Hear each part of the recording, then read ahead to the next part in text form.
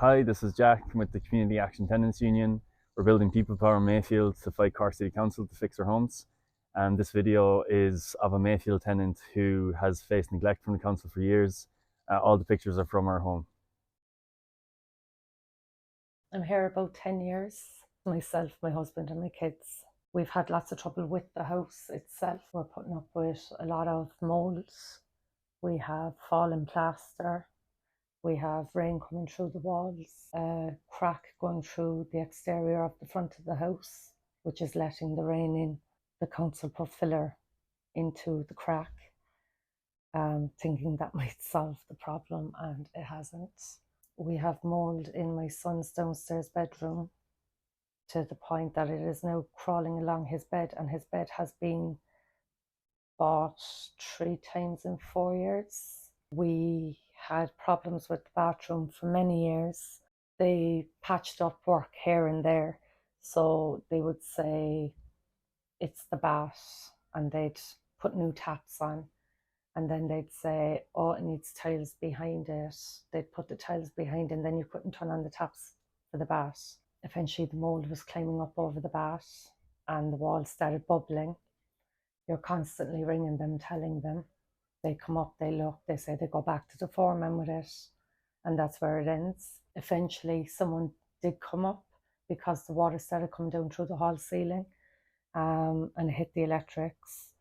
So they cut a square off the ceiling, and they said they'd be back in 2 weeks. They came back in 2 weeks, and because it was dry, it wasn't anything to do with the bat. Then they wanted to take the side of the bat off to be double sure, but couldn't do that because they didn't have a carpenter. I offered to do it myself. They said I had to be a carpenter. And in waiting for them to come back, the water poured down through the whole hall like a waterfall. And they came up and they had to tear the whole bathroom out. In doing that, the pipe fittings under the bath were so rusted they just crumbled in the worker's hand. We've had years of memories stored away in the attic that have now gone into a skip because of damage due to the roof leaking and the boiler leaking up there. We were told that a lot of the mould is due to the roof problem and that they need a scaffolder, and they only have one for the whole of Cork. That was about 5 years ago. He still hasn't found our house. When our bathroom collapsed then, they gave us the most beautiful bathroom. I was so grateful. Like, it was probably the nicest room in the house. And it was beautiful. The whole thing tiled, new sink, a shower, and new toilet. It was absolutely fabulous. But because they left the windows the way they are, this new bathroom is now mildew, mould, and all the frame around the windows after collapsing. I actually bought curtains in January, late January, and I've washed them twice to the point that I've had to throw them out because the mould wouldn't come out of them. I know we can't hang curtains or blinds in most parts of the house because they just get destroyed. So yeah, it's a shame that they put so much money into a bathroom that looks amazing to let it go to shite after 2 years. We've had parts of the house fall off on the outside, out the back, almost hitting my husband. We have a constant sewage problem out the front. Like, Cork Drain at one stage was coming up weekly, if not twice a week, on blocking the drains outside, and still we have this unmerciful smell that comes in the house, up through the sink in the kitchen, through the machines. I'm trying to think, there's so much. We have corroded rads to the point that they're green and they're leaking. And one of the city hall workers came up and said that unless it's actually pouring water, don't bother ringing back because they're not going to do anything about it.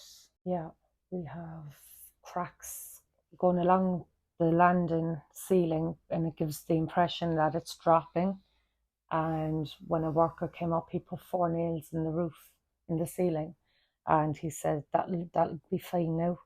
And the same crack is now going through our bedroom ceiling and our kids' ceiling. and it's bubbling. I've had an engineer up to the house twice in the 10 years I'm here. And the last time he spoke to us, he said, "Be better off putting in for a transfer because they're never going to fix the house."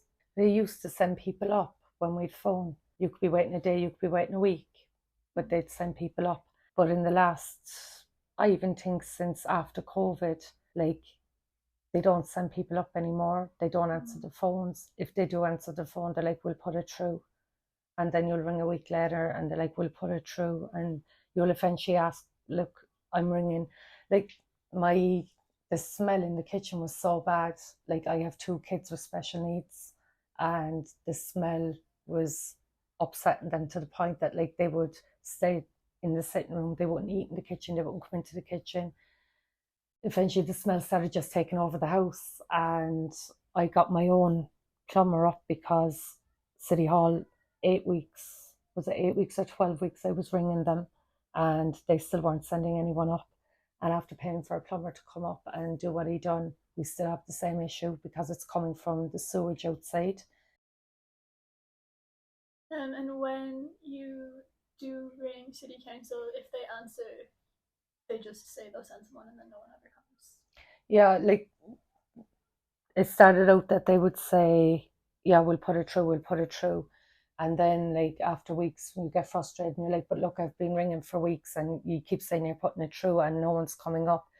And we actually had one guy where he was like, "That problem was fixed." And we're like, "It was not fixed. We would not be ringing you if it was fixed." He's like, "But someone came up. They done something about that, the smell in the kitchen." I said, "No, they didn't." And he said, "Is the problem inside the house or outside the house?" I said, "The smell is in the house. It's coming from outside, from the sewage outside. Cork drain, know all about it. They're probably sick of this place up here." And he said, "Yeah, but it's noted here that they came up and they sorted the problem." I said, "No one ever came up here." After that, I don't know, every time we ring, I don't know if they got caller ID or you noted down or what it is, but no, they just don't answer. There's nothing.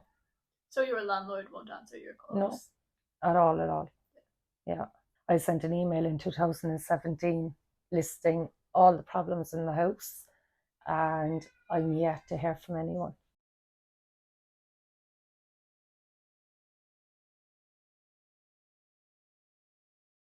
I would hope that CATU is going to help us. First of all, I suppose we're all out of ideas. So I said, like, there's a lot of us after emailing, calling in, making phone calls, and you get to the point where you give up hope and you just accept it is what it is and you live with it and you live around it. And I suppose, like, I've never been on holiday with my kids ever. My oldest is 24.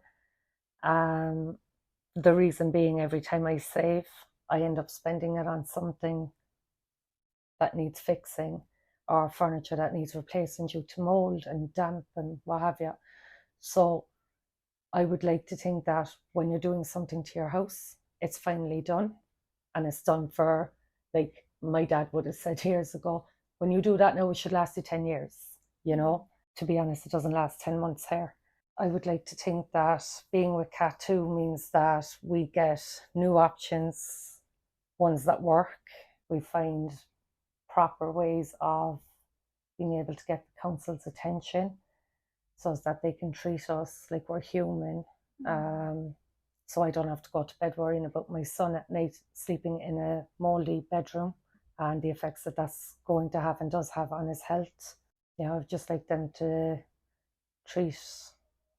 allow me to have and give my kids a healthy night's sleep like they would expect to do for their own. And yeah, I suppose eventually if they come up and they decide, look, the house is not fit for purpose, that they would either transfer us somewhere that has been passed by health and safety, because I don't believe for a minute that this place would ever pass health and safety, or that they actually start fixing what's wrong and in a proper time frame, not patching up what's there, but actually fixing it.